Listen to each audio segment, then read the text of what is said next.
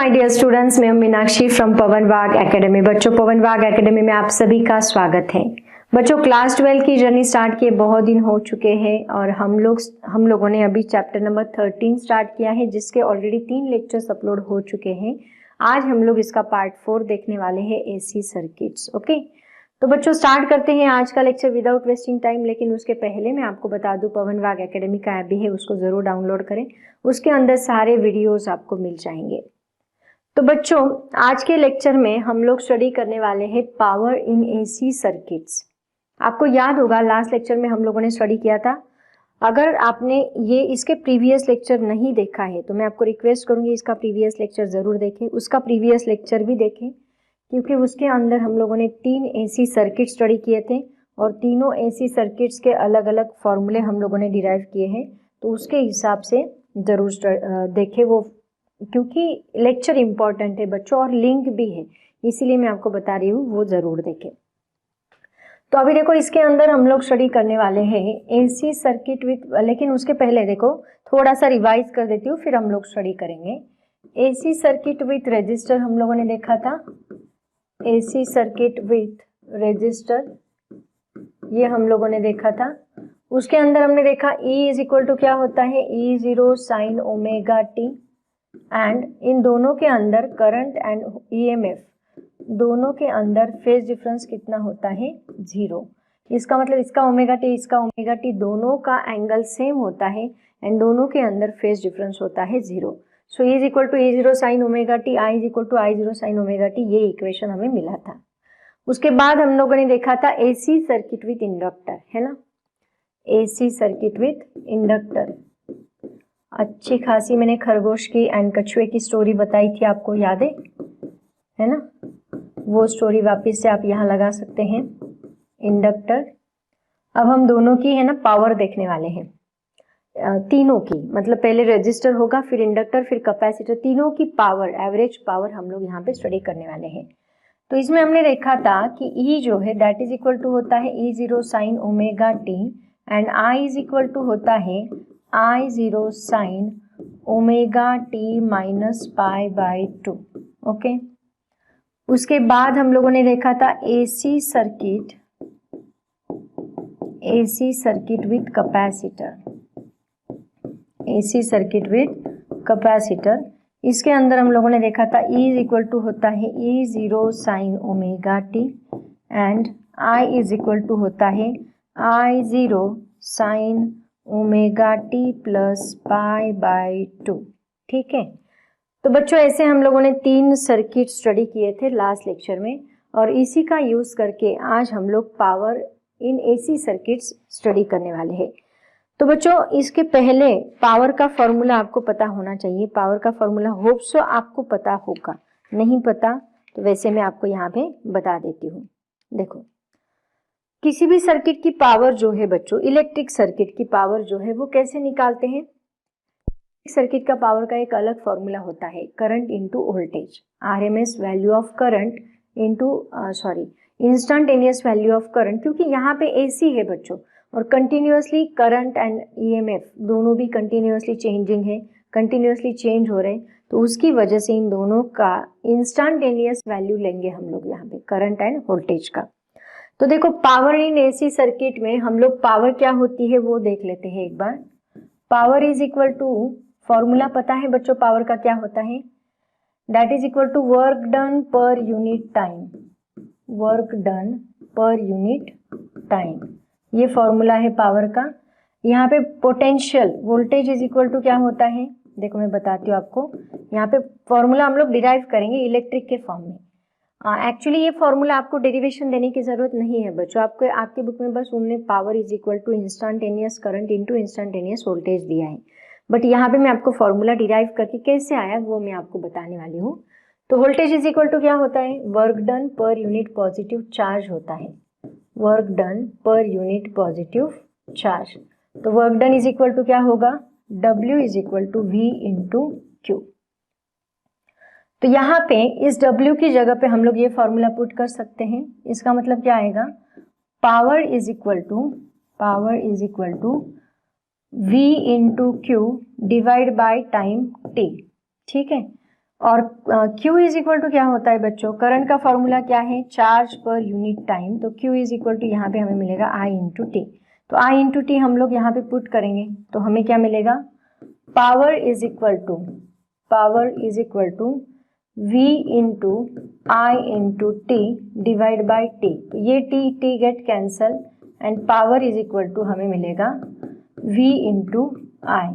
तो यहाँ V into I, current into voltage, तो ये करंट कौन सा है बच्चों, this is the instantaneous current. यहाँ पे ये करंट की वैल्यू हम लोग कौन सी लेने वाले हैं, इंस्टंटेनियस करंट। एंड V मतलब यहाँ EMF रहेगा, तो यहाँ I की वैल्यू हम लोग लेंगे I0 sine omega T, I0 sine omega T. And V मतलब क्या होगा आपका E इज इक्वल टू लेंगे E0 sine omega T.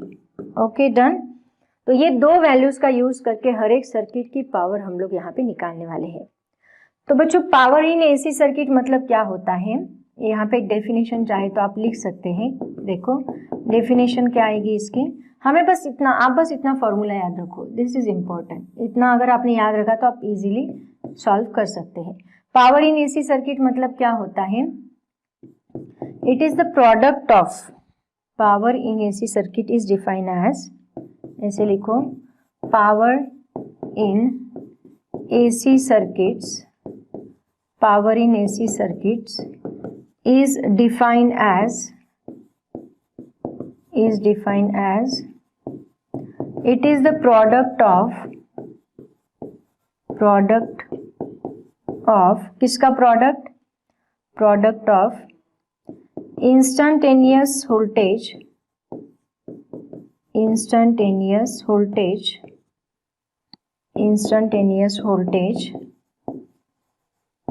and instantaneous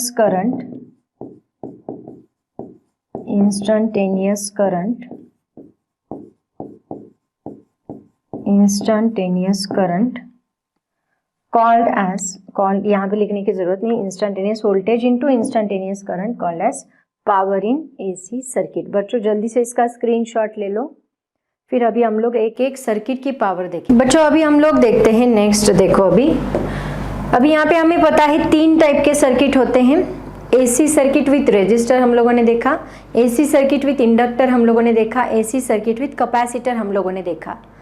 AC circuit with resistor में फेज डिफरेंस कितना होता है बच्चों, 0, ये हमने देखा। याद है खरगोश और कछुए की स्टोरी, दोनों साथ में निकले तो दोनों साथ में ही रहेंगे, दोनों के बीच में कंपटीशन चल रहा है तो दोनों साथ में निकलेंगे। इनिशियली दोनों का फेज डिफरेंस मतलब कोई आगे पीछे नहीं है, तो दोनों के अंदर फेज डिफरेंस कितना है, 0। फिर थोड़ी देर के बाद क्या होता है, हमारा खरगोश आगे निकल गया, मतलब इंडक्टर सर्किट आया। अभी इंडक्टर में करंट लैग कर रहा है, करंट हमारा कछुआ है। और यहाँ स्टोरी आप लोग है ना इसके पहले के लेक्चर में देखो बच्चों, वहाँ पे मैंने डिटेल में बताया है। तो यह कौन आगे चला गया, हमारा खरगोश कौन है यहाँ पे, EMF, और हमारा कछुआ कौन है, करंट पीछे, करंट लैग करता है, EMF लीड करता है, किसके अंदर, इंडक्टर के अंदर। तो इंडक्टर के अंदर हमें देखा कि E is equal to E0 sine omega T होता है, I is equal to I0 sine omega T minus pi होता है, ठीक है। सिमिलरली यहाँ पे एसी सर्किट विथ कैपेसिटर में हम लोगों ने क्या देखा, E is equal to E0 sine omega T, I is equal to I0 sine omega T plus pi. तो बच्चों अभी इनका ही यूज़ करके हम लोग हर एक सर्किट के अंदर कितना पावर आता है वो अभी हम लोग यहाँ पे स्टडी करने वाले हैं। तो चलते हैं सबसे पहले expression for average power in purely resistive circuit. इसके अंदर प्योरली रेजिस्टिव सर्किट लेंगे और रेजिस्टिव सर्किट के अंदर क्या आता है देखते हैं। तो सबसे पहले देखो हमने यहाँ पे लिया एक रेजिस्टर, ठीक है। इस रेजिस्टर को हम लोग यहाँ पे एक एसी सर्किट लगाएंगे, एसी सर्किट लगाएंगे। तो E इज इक्वल टू कितना आएगा, E0 साइन ओमेगा टी, और रेजिस्टर कितना है यहाँ पे R, ठीक है। अब देखो यहाँ पे E is equal to E0 sine omega t है, रेजिस्टर R है। सबसे पहले तो हम लोग इसका करंट का इंस्टेंटेनियस पावर निकालते हैं। इंस्टेंटेनियस पावर पहले निकालेंगे, उसके बाद एवरेज पावर निकालेंगे। और एवरेज कैसे निकालते हैं बच्चों, मैंने आपको पहला लेक्चर जो है उसमें बताया है कि एवरेज निकालने के लिए यहाँ पे हम अलग फॉर्मूला यूज़ करते हैं। कौन सा, यहाँ पे हम ऊपर भी इंटीग्रेशन लेते हैं और नीचे भी। मान लो मुझे पावर का एवरेज निकालना है तो पी डी टी, अगर ऊपर इंटीग्रेशन आता है तो नीचे क्या रहेगा, सिर्फ डी टी का इंटीग्रेशन आएगा। तो ऐसे पावर हम लोग निकालते हैं, ऊपर इंटीग्रेशन नीचे इंटीग्रेशन, दोनों का इंटीग्रेशन करके हम लोग एवरेज निकालते हैं, याद है। अब देखो, सबसे पहले अभी हम लोग इनका ईएमएफ का फॉर्मूला एंड करंट का फॉर्मूला लिखेंगे, उसका यूज़ करके पहले पावर निकालेंगे। पावर कैसे, करंट इनटू वोल्टेज, दोनों को मल्टीप्लाई करके, ठीक है। देखते हैं, सपोज या फिर कंसीडर, पहले तो सर्किट लिखो बच्चों, consider N alternating current and alternating source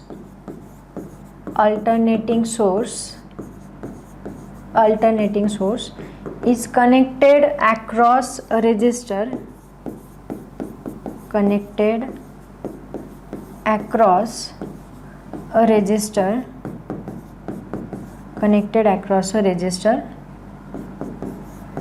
the EMF कौन सा EMF, इंस्टेंटेनियस वोल्टेज बोलो चाहे तो, the instantaneous voltage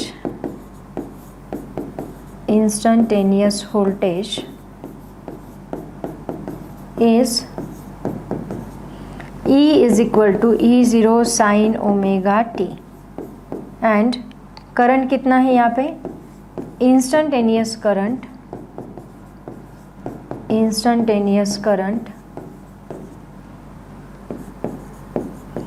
I is equal to I0 sin omega T. यहाँ दोनों के अंदर फेज डिफरेंस नहीं है तो हम लेंगे E is equal to E0 sin omega T, I is equal to I0 sin omega t, ठीक है। देयरफॉर नेक्स्ट लाइन पे लिखो अभी पावर, पहले हम इंस्टेंटेनियस निकालेंगे उसके बाद एवरेज निकालेंगे। Second point, instantaneous power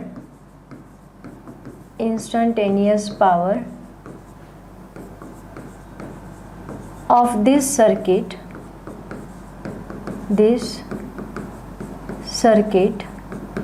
is क्या है, P is equal to E into I, है ना।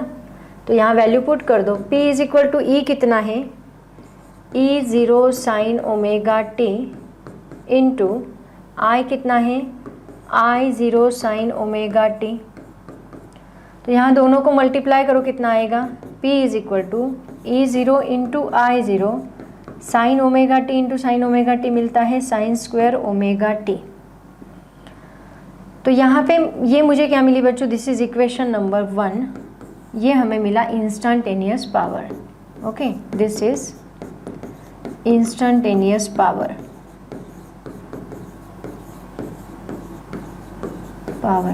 ओके, अब इसका एवरेज पावर कैसे निकालेंगे, देखो एवरेज पावर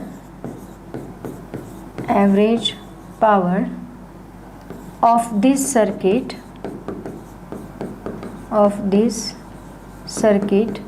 इज क्या आएगा, एवरेज पावर हम कैसे लिखते हैं बच्चों, दोनों साइड से ऐसे ब्रैकेट डाल के ऐसा एवरेज पावर हम लोग लिखते हैं।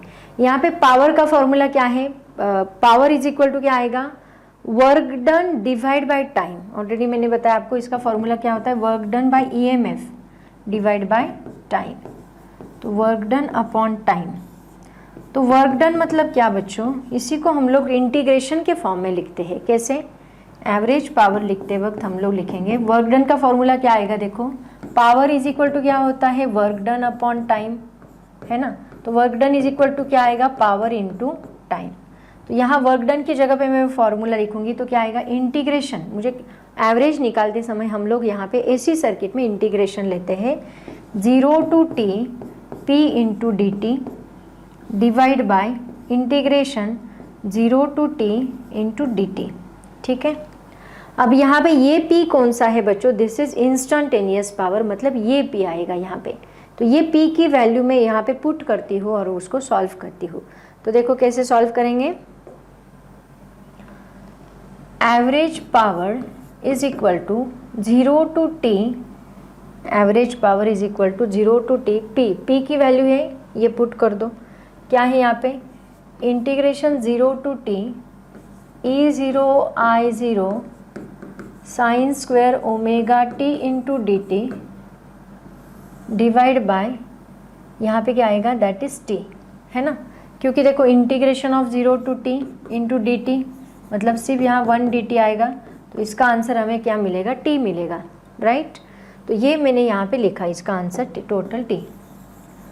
अब यहाँ पे E0 एंड I0 दोनों भी कांस्टेंट टर्म्स हैं, तो इसको हम बाहर निकाल लेते हैं।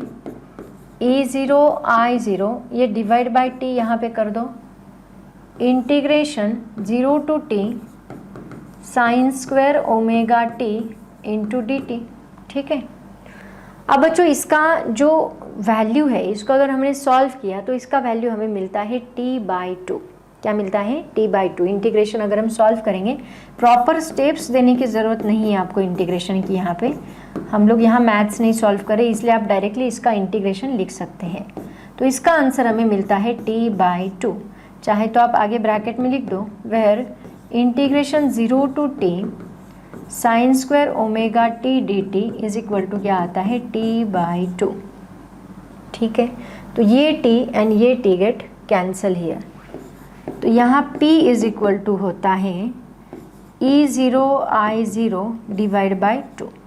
इसको मैं थोड़ा सा अलग तरीके से लिखती हूँ बच्चों। देखो मैं क्या करती हूँ, p is equal to E0 I0 divide by, इसको मैं ऐसे लिखती हूँ √2 into √2।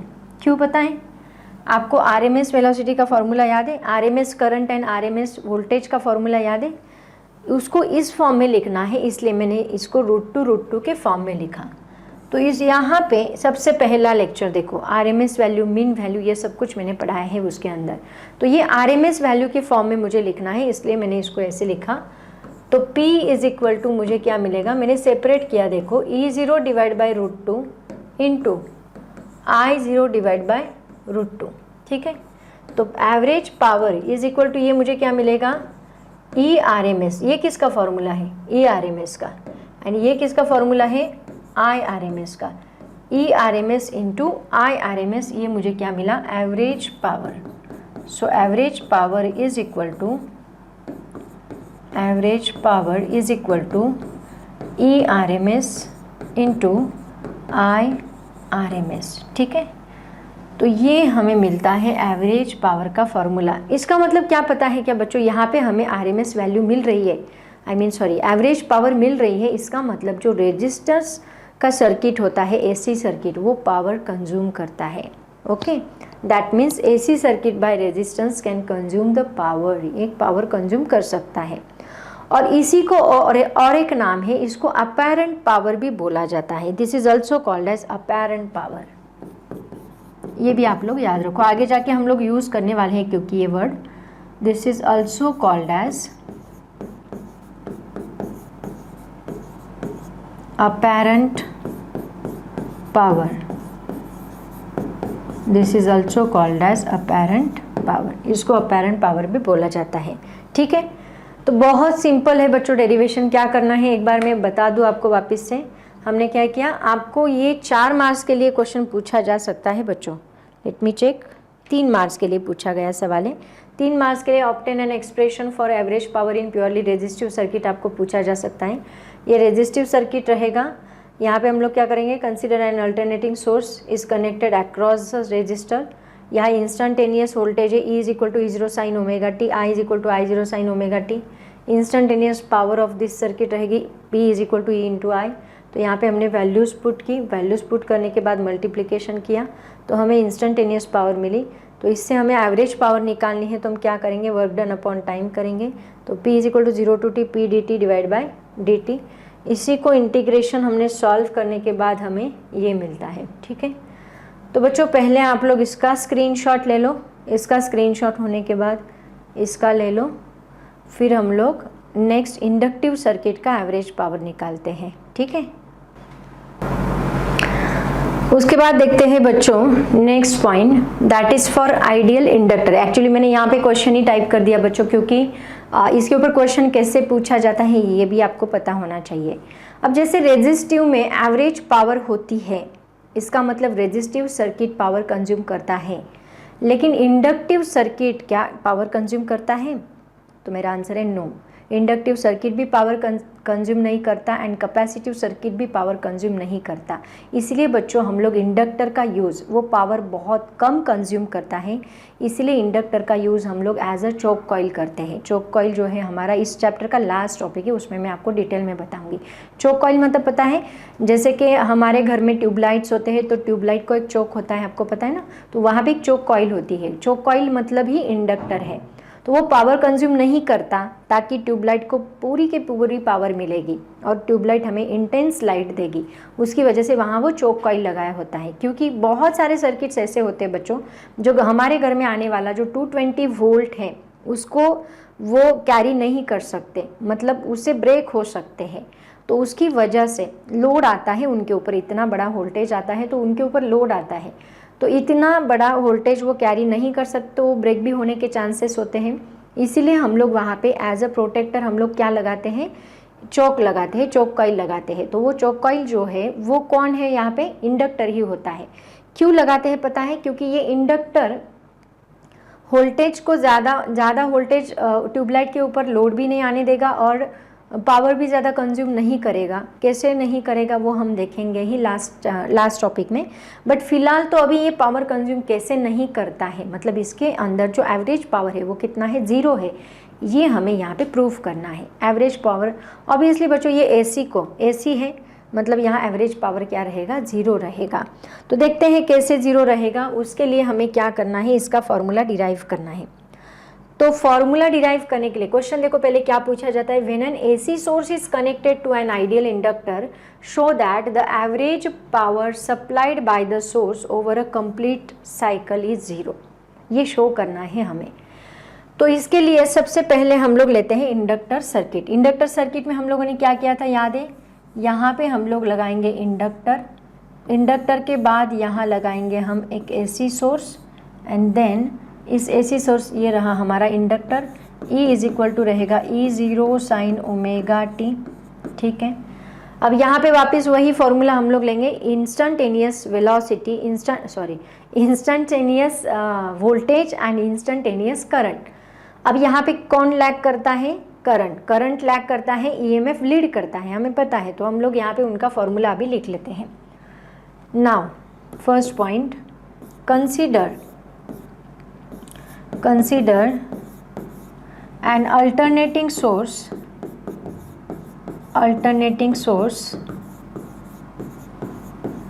is connected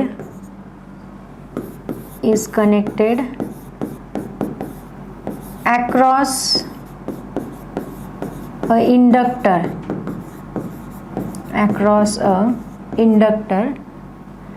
its EMF is E is equal to E0 sin omega t and current कितना है इसके अंदर, and current is I is equal to I0 sin omega t minus pi by 2। Current lag कर रहा है यहाँ पे, omega t minus pi by 2 होता है। ठीक है बच्चों, इसी को हम लोग कैसे लिखते हैं, I इज इक्वल टू, यहाँ माइनस साइन में बाहर निकालूँ तो माइनस I0, ये क्या बनेगा, sine pi by 2 minus omega t बनेगा। मैंने क्या किया, sine minus theta is equal to minus sine theta होता है ना, तो मैंने माइनस बाहर निकाला। तो ये पाई बाई 2 माइनस ओमेगा टी मतलब क्या हो गया, देखो बच्चों ये है हमारा सर्कल, यहाँ पे ये 0 है, ये पाई बाई 2, ये पाई, ये 3 पाई बाई 2 एंड ये 2 पाई। ठीक है, तो यहाँ पाई बाई 2 माइनस थीटा मतलब यहाँ पे आएगा, मान लो पाई बाई 2 माइनस थीटा यहाँ पे रहेगा, दिस इज ओमेगा टी, ये पाई बाई 2 माइनस थीटा। तो फर्स्ट क्वाड्रेंट मतलब पॉजिटिव, तो साइन का साइन ही एक सेकेंड पॉजिटिव रहेगा तो ये प्लस आएगा, और यहाँ पाई बाई 2 है मतलब चेंज आएगा तो कॉस ओमेगा टी होगा। आपको याद है ना, all silver T cups, trigonometry हमारा मैथ्स का, ऑल सिल्वर टी कप्स। और यहाँ पे हम लोग लेते हैं यहाँ पे चेंज करते हैं हम, साइन का कॉस करते हैं। अगर पाई बाई 2 प्लस रहा, पाई बाई 2 माइनस रहा तो साइन का कॉस होगा, कॉस का साइन होगा, या फिर 0 प्लस रहा, यहाँ पे तो नो चेंज रहेगा, साइन का साइन ही रहेगा, कॉस का कॉस ही रहेगा। तो यहाँ पाई बाई 2 माइनस ओमेगा टी है तो साइन का क्या बनेगा, कॉस बनेगा। ठीक है, तो यहाँ पे हम लोग लिखेंगे, देखो कैसे, क्या करना है अभी, यहाँ पे मैं लिखती हूँ I is equal to minus I0, यहाँ मैं लिखती हूँ कॉस ओमेगा टी इस टर्म की जगह पे। अब वापिस इंस्टंटेनियस पावर पहले एंड देन एवरेज पावर बाद में। सिंपल है, आगे का सेम स्टेप से सबकी। तो पहले निकालते हैं सेकेंड पॉइंट, इंस्टंटेनियस पावर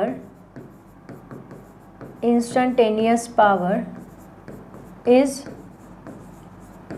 क्या होगी, P is equal to E into I. तो यहाँ P इज इक्वल टू आएगा E क्या है यहाँ पे, E0 sine omega T, and I क्या है यहाँ पे, I0 sine omega T minus pi by 2। तो यहाँ मैंने लिखा omega T minus pi by 2 की जगह पे हम ये लिख देते हैं। तो P इज इक्वल टू आएगा minus E0 I0 sine omega T into cos omega t. ठीक है, इसको नाम दे दो इक्वेशन नंबर 1। अब हम लोग निकालेंगे एवरेज पावर। तो यहाँ एवरेज पावर क्या रहेगा, एवरेज पावर इज क्या होगा, P is equal to integration from 0 to t, वही formula P dt divide by integration for 0 to t dt।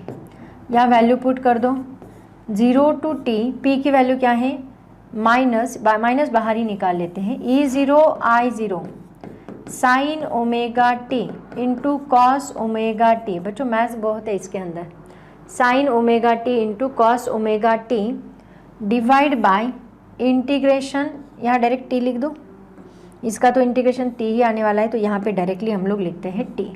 ठीक है, चलो अभी इसको सॉल्व करते हैं हम लोग। पहले यहाँ पे हमें थोड़ा सा ट्रिग्नोमेट्री भी यूज़ करना होगा, ट्रिग्नोमेट्री का फॉर्मूला हम लोग यूज़ करेंगे, एंड देन यहाँ पे इसका इंटीग्रेशन निकालेंगे। तो 0 आना चाहिए क्योंकि हमें आंसर दे के रखा है ओवर अ कंप्लीट साइकिल। तो ओवर कंप्लीट साइकिल के लिए 0, क्योंकि हाफ साइकिल के लिए नहीं बच्चों, पावर हम कंप्लीट साइकिल के लिए निकाल रहे हैं, तो प्लस माइनस यहाँ पे 0 आएगा। ठीक है, तो देखते हैं अभी आगे 0 आता है कि नहीं।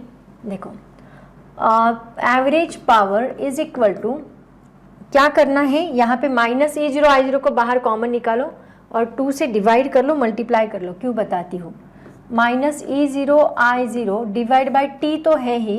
अब मैं क्या करती हूँ, यहाँ 2 से डिवाइड कर लेती हूँ एंड 2 से मल्टीप्लाई करती हूँ, 2 sine omega T into cos omega T into D T. ठीक है, 2 से डिवाइड भी किया एंड 2 से मल्टीप्लाई भी किया। तो ये 2 sine omega T into cos omega t किसका फॉर्मूला है, आपको याद है, this is the formula of sine 2 theta. Sine 2 theta is equal to 2 sine theta into cos theta. Sine 2 theta is equal to 2 sine theta into cos theta, यहाँ पे मैंने put किया तो मुझे मिलेगा average power is equal to minus E0 I0 divide by 2t into यहाँ पे मुझे मिलेगा 0 to t into sine 2 theta, मतलब sine 2 omega T into D T. ठीक है, तो यहाँ पे देखो साइन 2 थीटा, इसका इंटीग्रेशन मुझे क्या मिलेगा सॉरी, साइन 2 थीटा का इंटीग्रेशन होता है माइनस कॉस 2 थीटा, है ना।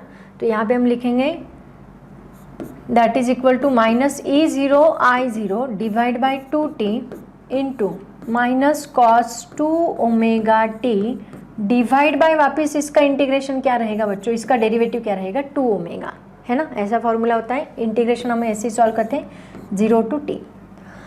ये इंटीग्रेशन अभी मैंने लिया, आपको याद है ना इंटीग्रेशन कैसे करते हैं, तो वही मैंने फॉर्मूला अप्लाई किया है बस। साइन 2 ओमेगा टी का इंटीग्रेशन होता है minus cos 2 omega t divide by 2 omega. अब हम क्या करेंगे, इस t की जगह पे एक बार t पुट करेंगे एंड देन 0 पुट करेंगे। इस माइनस को मैं बाहर निकाल लेती हूँ, तो ये माइनस माइनस प्लस बनेगा, तो E0 I0 divide by 2t as it is रहेगा। ये 2t है, हाँ पाई दिख रहा है यहाँ पे, ये क्या है हमारा, दिस इज 2t।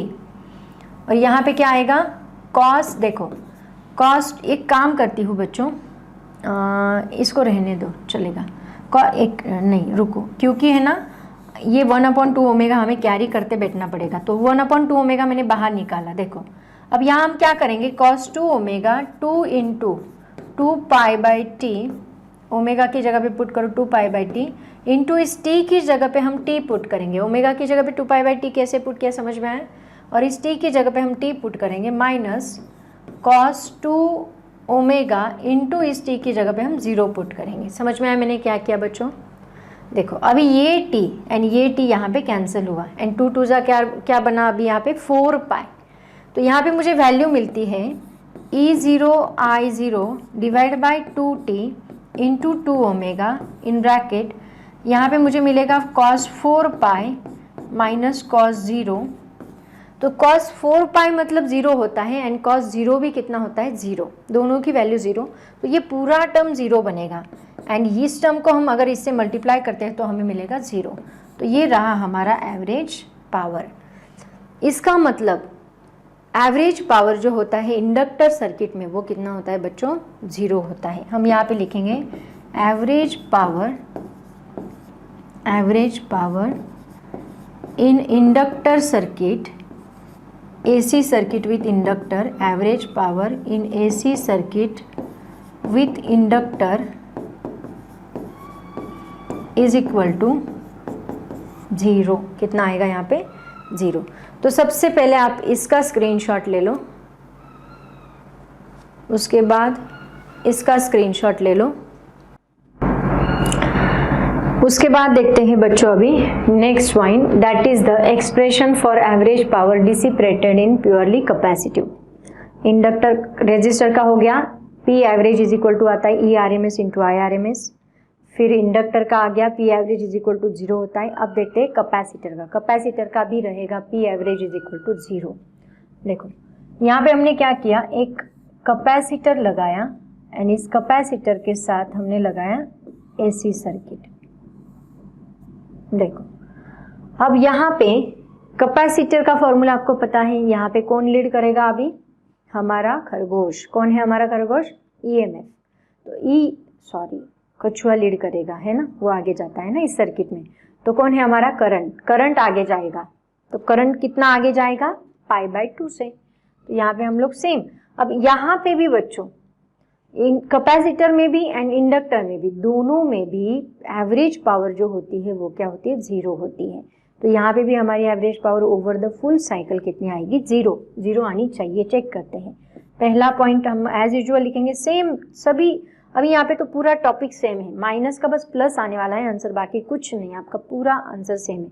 मतलब एक एक्सप्रेशन लर्न करो, उसके ऊपर दूसरा एक्सप्रेशन फ्री पाओ। फ्री का ऑफर है, एक एक्सप्रेशन के ऊपर एक एक्सप्रेशन फ्री। देखो फिजिक्स में ऐसे बहुत सारे एक्सप्रेशन फ्री है बच्चों। सिर्फ इसी चैप्टर में एक के ऊपर एक फ्री है, बाकी चैप्टर्स में तो पूरे लर्न करने ही है। फिजिक्स तो पूरा डेरिवेशन से भरा है मैम, इसलिए डर लगता है उसका, है ना। प्रैक्टिस करोगे तो कुछ नहीं बच्चों, बहुत सिंपल है। तो देखो यहाँ पे अभी सबसे पहले हम लोग, 1 मिनट है बच्चों, 1 सेकेंड। तो देखो यहाँ पे सबसे पहले हम लोग क्या करेंगे, मैंने कैपेसिटर लगाया और यहाँ पे अल्टरनेटिंग सोर्स लगाया। Consider capacitor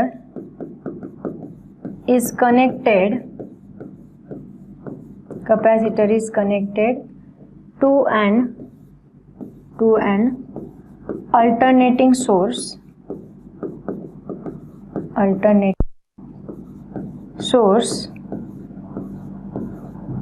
then its EMF is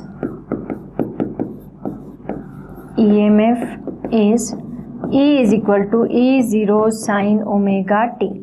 ठीक है, उसके बाद and current is I is equal to I0 sin omega t plus π/2। तो यहाँ पे करंट कितना है, लीड कर रहा है π/2 से। तो हम यहाँ पे लिखेंगे I is equal to, अब यहाँ पे प्लस π/2 है, मतलब साइन यहाँ निगेटिव नहीं आएगा, पॉजिटिव आएगा। लास्ट टाइम जैसे निगेटिव आया था, साइन π/2 प्लस थीटा कितना होता है? साइन π/2 प्लस थीटा, मतलब सेकेंड क्वाड्रेंट में साइन पॉजिटिव, π/2 की वजह से cos theta and it's change. तो ये बनेगा I0 कॉस ओमेगा टी। ठीक है, तो अभी यहाँ पे हम लोग लिखेंगे पावर, पहले instantaneous power then average power, same as it is लिखना है। Instantaneous power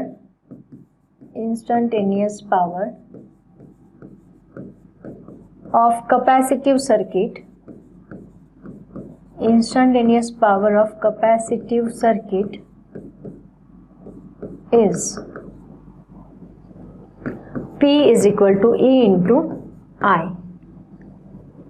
So P is equal to क्या आएगा, E is equal to E0 sin omega t into I is equal to I0 cos omega t। तो यहाँ पे multiplication कर लो, P is equal to E0 into I0 sine omega T into cos omega t. Okay, अब देखते हैं average power. Average power is P is equal to integration P d t divide by integration d t. ये आएगा 0 to t। यहाँ P की value put कर दो। Average power is equal to integration P d t मतलब E0 I0 sine omega t. बच्चों 0 to t क्यों लिया, ये समझ में आया आपको? ओवर कंप्लीट साइकिल मतलब ये 0 से स्टार्ट होगा देन t/2 और यहाँ तक t, तो ये 0 to t आया, divide by integration 0 to t into D T. ठीक है, एक मिनट है, यहाँ कॉस ओमेगा टी रह गया, cos omega T into D T. तो ये सारी वैल्यूज अभी हम लोग पुट करेंगे। देखो सबसे पहले एवरेज पावर सेम तरीके से बच्चों, यहाँ पे कुछ भी चेंज नहीं, E0 I0 divide by T into 2, तो यहाँ पे मैं लिखती हूँ 0 to t 2 into sine omega T into cos omega T into D T. ठीक है, यहाँ डिवाइड बाई टी, ये टोटल टर्म को मैंने टी कंसिडर किया, यहाँ पे टी लिख देते हैं तो आपका कंफ्यूजन नहीं होगा, इधर ही टी लिख दो। ठीक है, बस वही फॉर्मूला हम लोगों ने यूज़ किया। E0 I0 मैंने कॉमन निकाला, यहाँ पे 2 से मल्टीप्लाई किया, नीचे 2 से मल्टीप्लाई किया, डिवाइड किया, तो यहाँ पे हमें सेम आंसर मिलेगा। Average power is equal to E0 I0 divide by 2t और इसका आंसर आएगा 0 to t sine 2t into D T. ठीक है, तो इसका टोटल सॉल्व करने के बाद वापस, एक मिनट बच्चों, एक गलती मैंने कर दी, यहाँ 2 ओमेगा टी आना चाहिए है ना, 2 omega T into D T. ठीक है, तो average power is equal to क्या आएगा, E0 I0 divide by 2t into minus cos 2 omega t divide by 2 omega 0 to t। और देखा हमने इसका आंसर हमें क्या मिला था, 0, तो यहाँ पे ये पूरे टर्म का आंसर 0 मिलेगा, इसलिए average power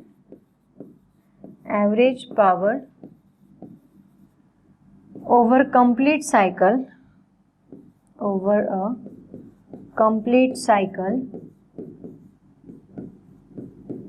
in AC circuit with capacitor is equal to 0। ठीक है, in a complete circle with capacitor is equal to 0। ये देखो, ये वाला एज इट इज कॉपी करना है आपको, एंड देन दिस वन, दोनों को एज इट इज कॉपी करना है। इसका जल्दी से स्क्रीनशॉट निकालो। उसके बाद देखो बच्चों, अभी सेपरेट हम लोगों ने स्टडी कर लिया, मतलब मैंने रेजिस्टर देखा, इंडक्टर देखा, कैपेसिटर देखा। अभी हम लोग क्या करेंगे, तीनों को कंबाइन, मतलब LCR सर्किट जैसे हमने स्टडी किया था लास्ट लेक्चर में, वैसे अभी हम लोग यहाँ LCR का पावर निकालेंगे, average power in LCR series circuit, expression for power consumed in LCR series circuit. बच्चों ये जो क्वेश्चन है 4 मार्क्स के लिए आपको जुलाई 19 में पूछा गया था, पावर कंज्यूमिंग LCR सर्किट। तो देखते हैं, अभी हम लोग सबसे पहले यहाँ LCR सर्किट ड्रॉ करेंगे, इसका E का फॉर्मूला लिखेंगे, I का फॉर्मूला, एंड देन उसको सॉल्व करते जाएंगे जस्ट लाइक दैट। जैसे प्रीवियस हमने डेरिवेशंस लिए हैं, सेम वैसा ही ये डेरिवेशन लेना है। तीनों भी डेरिवेशन बहुत आसान है बच्चों। देखो, तो सबसे पहले हम लोग यहाँ सर्किट डायग्राम निकालते हैं।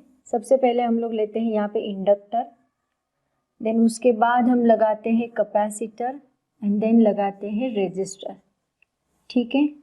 उसके बाद यहाँ पे हम लोग लगाएंगे एक एसी सोर्स। अब आप सबको पता है यहाँ पे रेजिस्टर, कैपेसिटर, इंडक्टर। रेजिस्टर में क्या होता है, करंट एंड ईएमएफ दोनों भी क्या है, एक ही डायरेक्शन में है।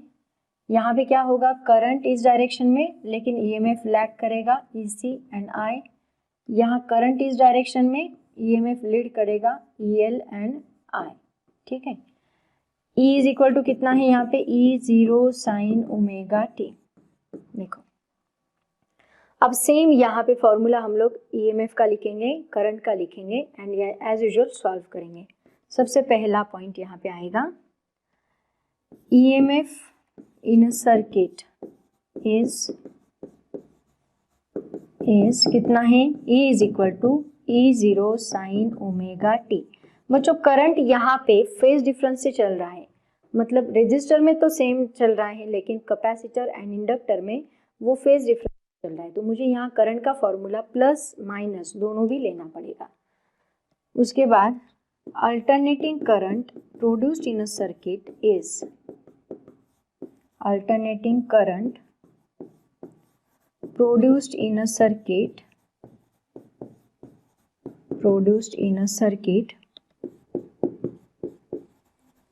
with phase difference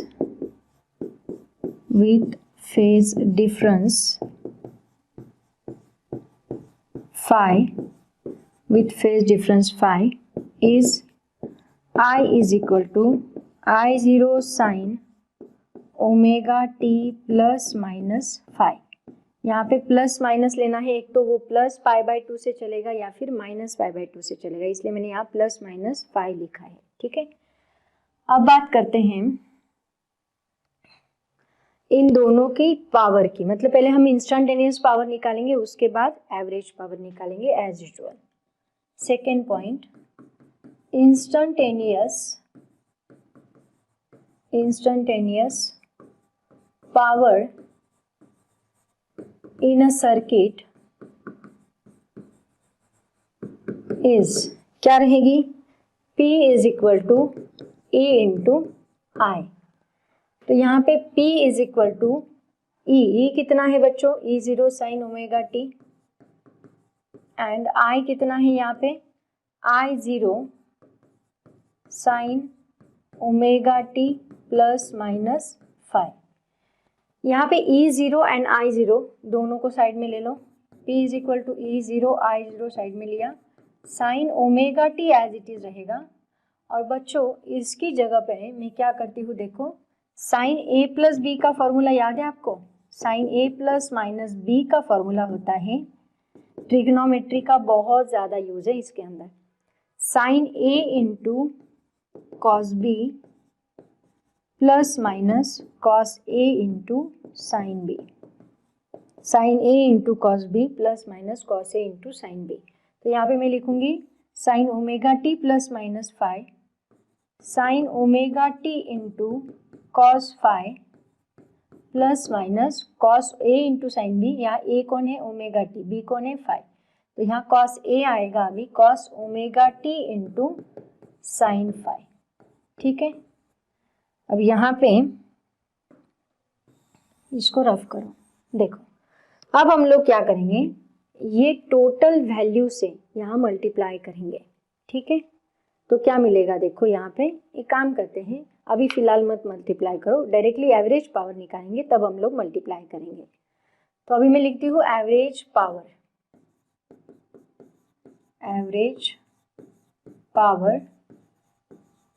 is, average power P is equal to integration 0 to T P dt divide by integration 0 to T into dt। यहाँ पे पुट कर दो सब values, average power P dt, P की जगह पे ये पूरा फॉर्मूला पुट करो क्या आएगा, देखो average power P is equal to integration 0 to T, कहाँ गया, क्या फॉर्मूला है P का, E0 I0 sine omega T, और ये पूरा फॉर्मूला देखो E0 I0 sine omega t in bracket sine omega T plus into cos phi plus minus cos omega T into sine phi, है ना। और डिवाइड बाय क्या आएगा यहाँ पे, integration 0 to t into D t. इसका तो हमें पता है, इसका टी कैपिटल आएगा, कैपिटल टी ही आएगा। कैमरा चल रहा है ना बच्चों, नहीं तो मीनाक्षी मैम बात ही करती रहेगी। अब देखो यहाँ A0 I0 जो है इसको कॉमन निकालो और साइन ओमेगा टी से पूरे ब्रैकेट को मल्टीप्लाई कर दो। तो E0 I0 मैंने कॉमन निकाला और ये इसका पूरा t जो है वो यहाँ लगा दिया। अब देखो इसको सॉल्व करो, integration 0 to T sine omega T into sine omega t बनेगा साइन स्क्वायर ओमेगा टी, ये यहाँ ब्रैकेट डाल देती हूँ, है ना। और इंटू यहाँ पे cos phi as it is है plus minus integration 0 to T sine omega T into cos omega T sine omega T into cos omega T into sine phi, और डी टी यहाँ चाहिए और यहाँ पे भी डी टी चाहिए, है ना। डी टी इधर भी चाहिए बच्चों, डी टी, ठीक है। पी, ये पी की वैल्यू है ना, एंड इन डी टी उसके साथ हमने लगा दिया। अब इसको हम लोग सॉल्व करेंगे, इसका इंटीग्रेशन देखो अभी क्या आएगा। बच्चों आपको याद है हम लोगों ने जो दो डेरिवेशन सॉल्व किए उसके अंदर 0 to T sine omega t d t का इंटीग्रेशन क्या लिया था, टी बाई टू। तो ये पूरी टर्म की जगह पे टी बाई टू आएगा और उसके साथ कॉस फाई आएगा। और यहाँ sign omega T cos omega t है, मतलब साइन 2 ओमेगा टी बनेगा, है ना। और उसका इसका इंटीग्रेशन क्या मिला था हमें, 0, याद है आपको। यहाँ मान लो मैंने 2 से मल्टीप्लाई किया, 1/2 किया, तो ये पूरी टर्म किसकी बनेगी, साइन 2 ओमेगा टी की टर्म बनेगी। तो यहाँ इसकी जगह पे मैं क्या लिखूंगी, 0। इसका मतलब integration 0 to T sine 2 omega T into D t is equal to क्या मिलेगा, 0। तो ये पूरा टर्म मुझे 0 मिला और यहाँ पे मैं पुट करूँगी टी बाई टू, मुझे पावर क्या मिलती है, is equal to E0 I0 divide by t, और यहाँ पे मुझे मिलेगा this is t by two into cos phi, t by two cos phi plus minus यहाँ पे टोटल टर्म मिल जाएगी 0। कितना सिंपल हो गया देखो। अब यहाँ पे सॉल्व करो इसको, देखो ये t एंड ये t कैंसिल हो गया और मुझे क्या मिला, average power in LCR circuit is equal to E0 I0 divide by 2 into cos phi. तो बच्चों यहाँ पे पावर देखो क्या मिल रही है, यहाँ पे मैं क्या करूँगी, P is equal to E0 I0 मतलब E0 डिवाइड बाई √2 जैसे हमने रेजिस्टेंस के सर्किट में किया था, इंटू I0 डिवाइड बाई √2 जैसे हमने रेजिस्टेंस के सर्किट में किया था, इंटू ये कॉस फाई जो है ये हमारा क्या होता है बच्चों, याद है, this is called as power factor, है ना। तो इसको हम लोग, इसका भी डेरिवेशन अभी हम लोग देखने वाले हैं। तो ये किसका फॉर्मूला बन गया बच्चों यहाँ पे, दैट इज ERMS, और ये किसका फॉर्मूला बन गया, IRMS। तो हम लिखेंगे यहाँ पे average power is equal to ERMS into IRMS into cos phi, ERMS IRMS into cos phi. तो ये हमें मिलती है average power in LCR circuit. चलो जल्दी से इसका स्क्रीनशॉट ले लो, पहले तो आप लोग इसका screenshot low.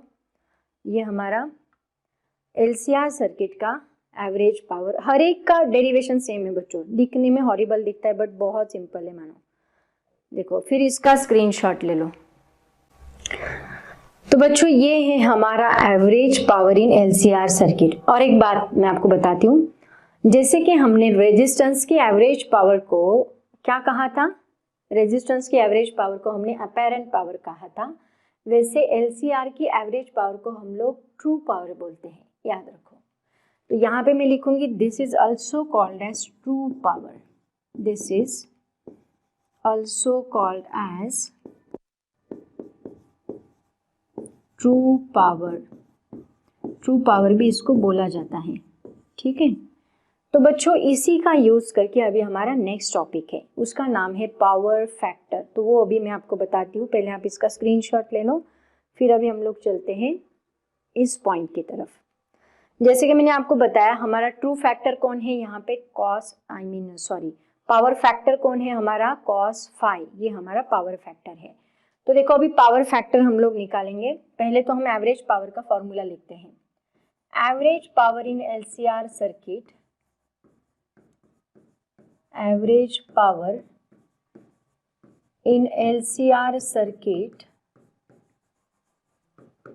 is P average is equal to E RMS into I RMS into cos phi। ठीक है, इससे हमें cos phi की वैल्यू क्या मिलेगी, cos phi is equal to P average divide by E RMS into I R M S. तो ये average power मतलब क्या है यहाँ पे, this is called as true power, मैंने आपको बताया। तो यहाँ पे हम लिखेंगे cos phi is equal to true power, और ये किसका फॉर्मूला है, याद आए कुछ, ये फॉर्मूला है हमारा एवरेज पावर इन रेजिस्टेंस, जिसको हमने कहा था अपैरेंट पावर। तो मैं इसकी जगह पे लिखती हूँ this is called as apparent power. तो बच्चों आ गया आपका डेफिनेशन पावर फैक्टर का, अपैरेंट पावर।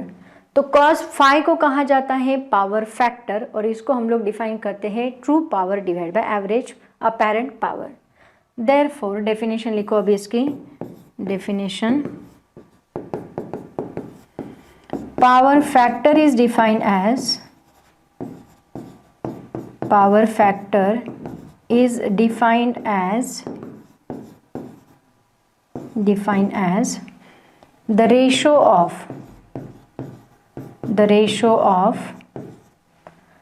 true power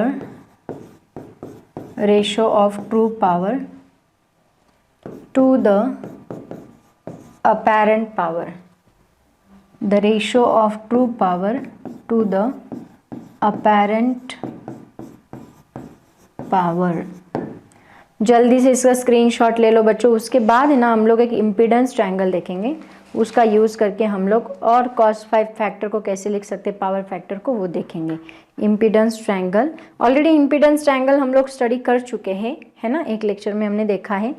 अभी वहाँ पे वापस हम लोग इम्पीडेंस ट्रायंगल ड्रॉ करते हैं। आपको याद है इम्पीडेंस ट्रायंगल मैंने कैसे ड्रॉ किया था, यहाँ पे हमने लिया था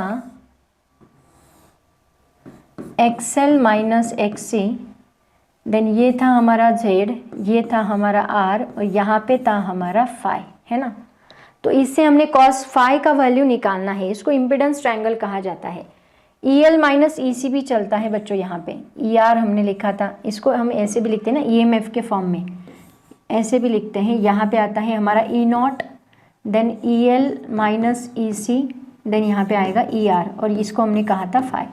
ठीक है, ऐसे भी हम लोग लिखते हैं इसको।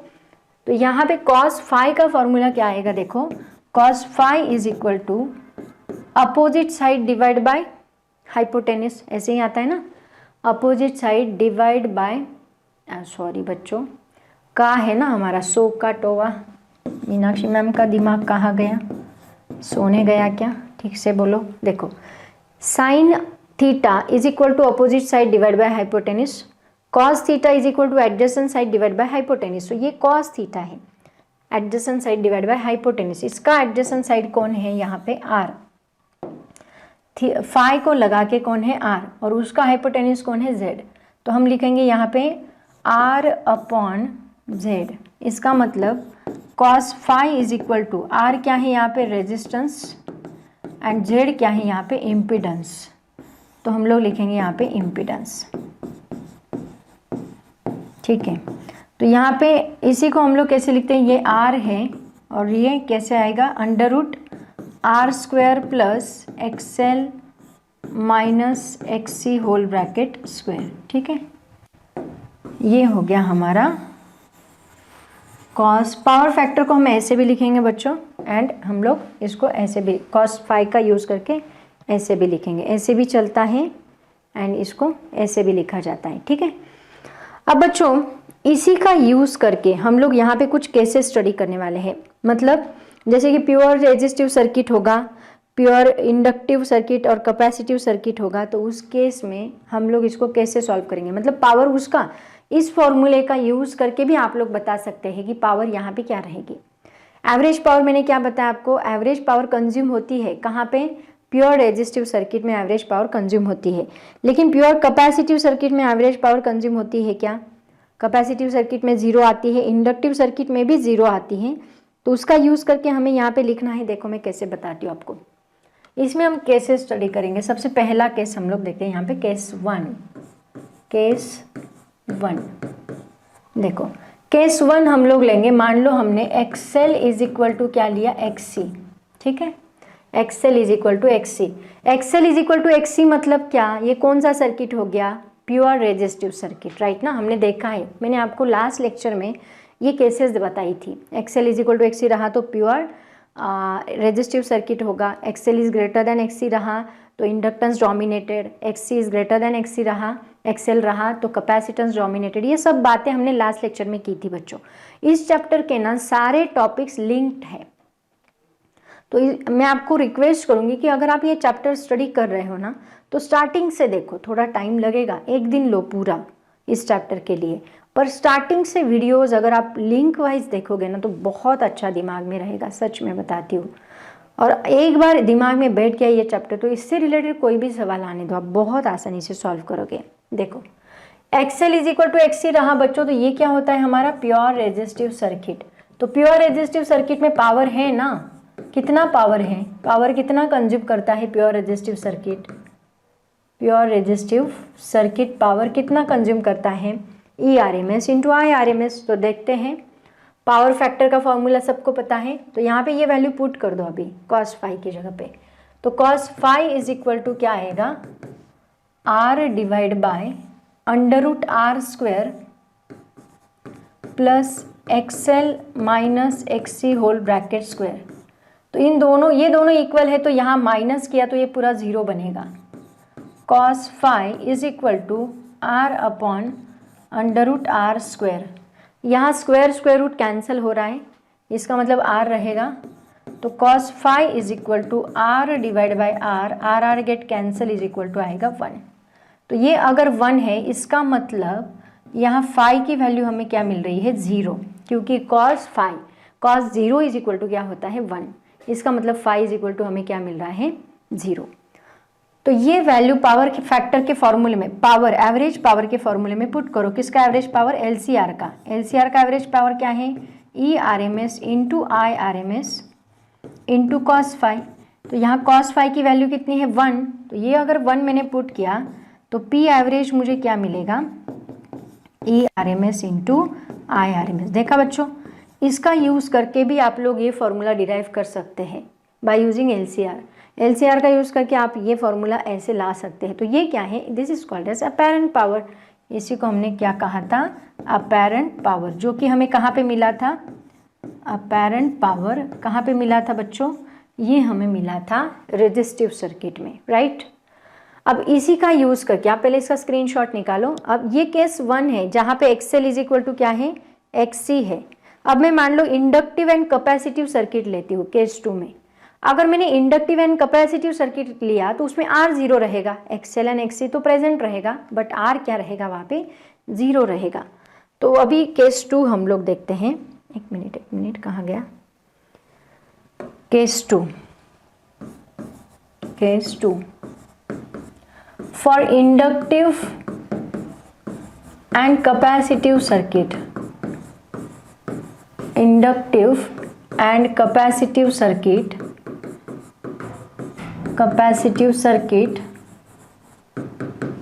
Inductive and capacitive circuit R is equal to क्या है 0, इसका मतलब cos phi is equal to क्या है, R अपॉन Z है ना, तो ये ही 0 है बच्चों। तो cos phi हमें यहाँ पे क्या मिलेगा 0, इसका मतलब phi इज इक्वल टू क्या है यहाँ पे 90 डिग्री। अगर cos phi 0 है तो पावर, एवरेज पावर क्या मिलेगी यहाँ पे, ERMS into IRMS into cos phi होता है, तो ये ही टर्म 0 है बच्चों। तो P एवरेज क्या मिलेगा यहाँ पे, दैट इज इक्वल टू 0। इसका मतलब यहाँ पे इंडक्टिव सर्किट में एंड कैपेसिटिव सर्किट में एवरेज पावर कितना मिलता है ज़ीरो मिलता है। ये ऑलरेडी हम लोग डिराइव कर चुके हैं और यहाँ पे इस केस का यूज़ करके हम लोगों ने प्रूव भी कर लिया। समझ में आया बच्चों? तो इसका भी स्क्रीनशॉट ले लो, इसका स्क्रीनशॉट ले लो। सारी बातें पावर से रिलेटेड जितने भी फॉर्मूलेज हैं, जितना भी टॉपिक है, पूरा टॉपिक मैंने यहाँ पे लिया है। इसका स्क्रीनशॉट लिया आप लोगों ने, अब इसका स्क्रीनशॉट ले लो। तो सब कुछ मैंने डिटेल में लिया है बच्चों। और भी इससे रिलेटेड कुछ सवाल होंगे तो आप ज़रूर उसको सॉल्व करने की कोशिश करें और देखो, और न्यूमेरिकल्स भी होंगे तो न्यूमेरिकल भी सॉल्व करने की कोशिश करें। तो मुझे लगता है बच्चों आज हमें यहाँ पे रुकना चाहिए।